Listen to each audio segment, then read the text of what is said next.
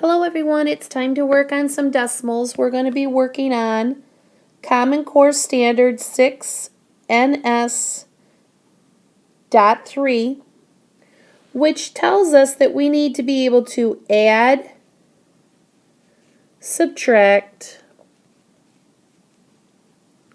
multiply, and divide decimals.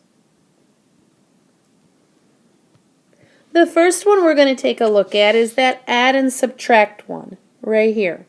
We're going to learn to add and subtract decimals.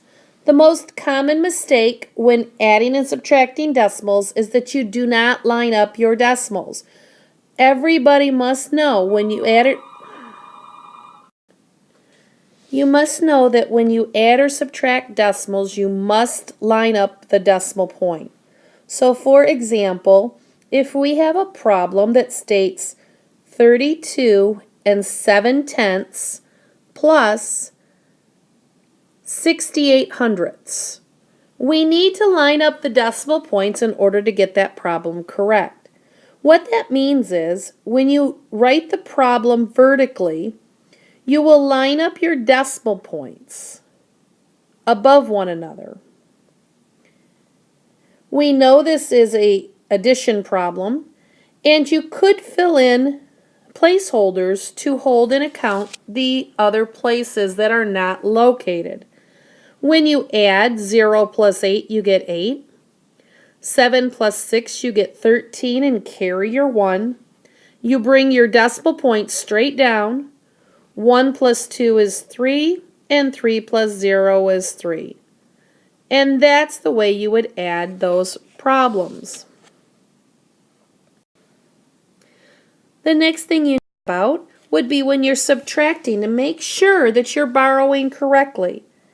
Let's say, for example, we have 32 6/10 minus 12 92 hundredths. We know automatically that the first number goes on top because 32 is larger than 12, and those are the whole numbers. So when you write this problem vertically, you will write 32 6/10, lining up those decimal points with 12 92 hundredths.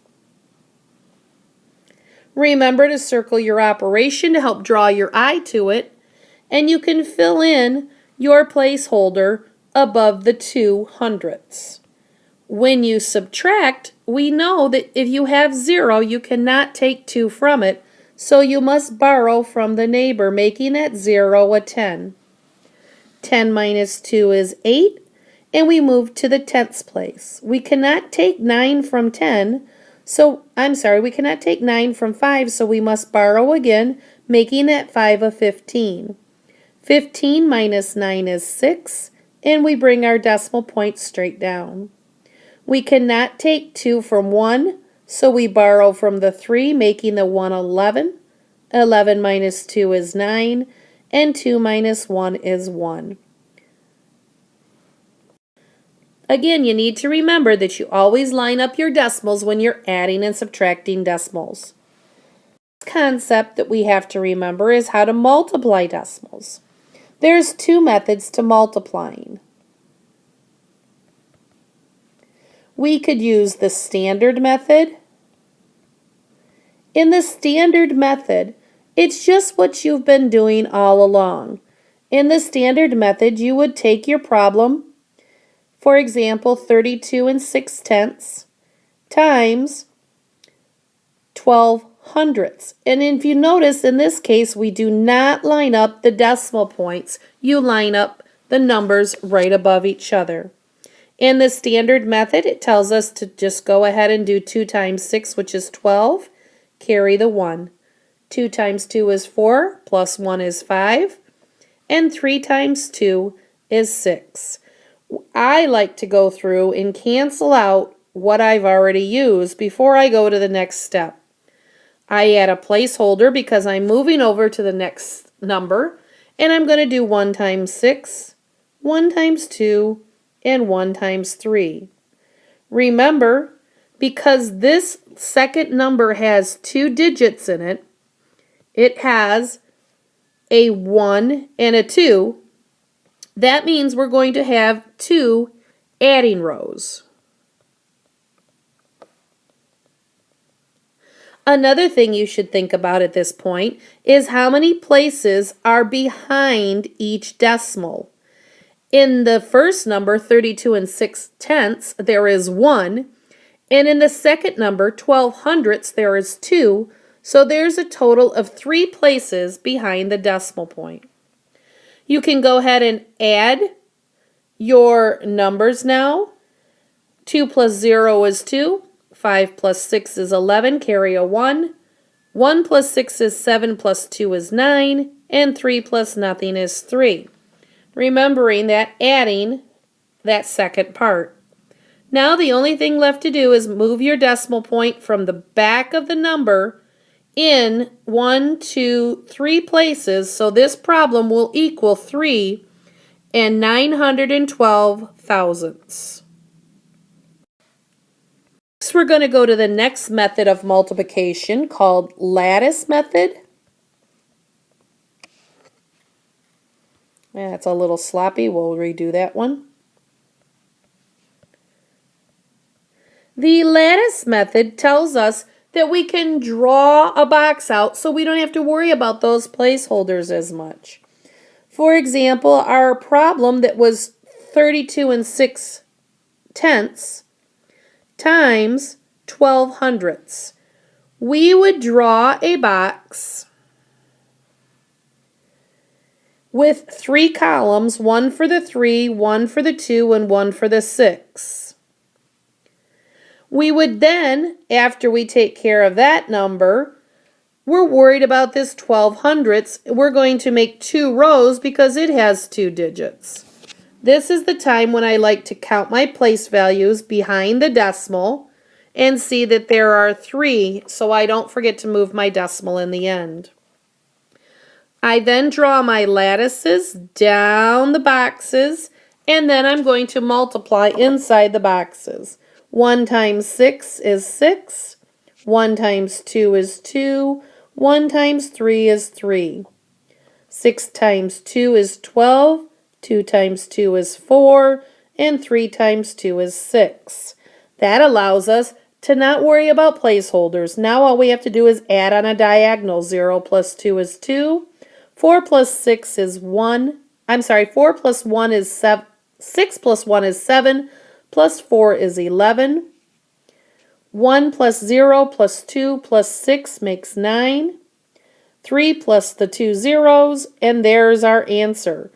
We have an answer of 3912. We again need to place our placeholders around, or move our decimal in 1, 2, 3. So our answer is 3 and 912 thousandths. The last concept about with decimals is division. Always remember that your divisor needs to be a whole number, no matter what. So you need to know the parts of a decimal problem. If we have 1 and 2/10 going into 3 and 24/100, for example, we need to make sure you are familiar with the parts of a division problem. The outside number is your divisor. The inside number is your dividend. The answer that you get will be your quotient. That's the queen who sits on top of the house. And anything that's remainder left over, we know is a remainder. Now that you know the parts of the division problem, we can go ahead and divide it. Again, we had 3 and 24/100. Oops, that didn't work out. Let's erase that and try that again. We had 3 and 24/100 divided by 1 2/10. You need to make the divisor a whole number by moving the decimal to the end of the number. But what you do on the outside of the house, you must do to the inside. Then you can move your decimal straight up. Then it's just a basic division problem. You can always remember DMSBR. 12 does not go into 3. 12 goes into 32 twice, which is 24. And when you subtract, you will get 8. You will bring down the 4. 12 goes into 84 7 times, which equals 84. You subtract and you have nothing left.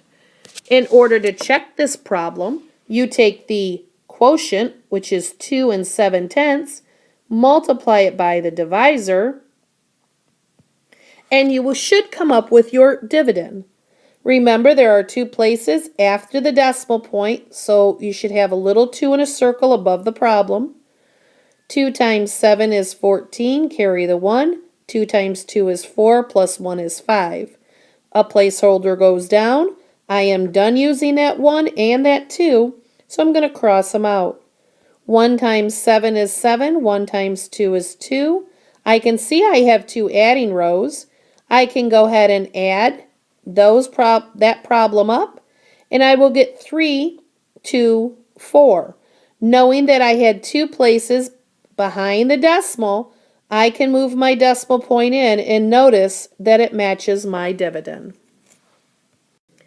Next, what I want to do is think about when you only have a decimal on the outside of the house. Remember that on a whole number, a decimal comes after the number. So there's the decimal on 324.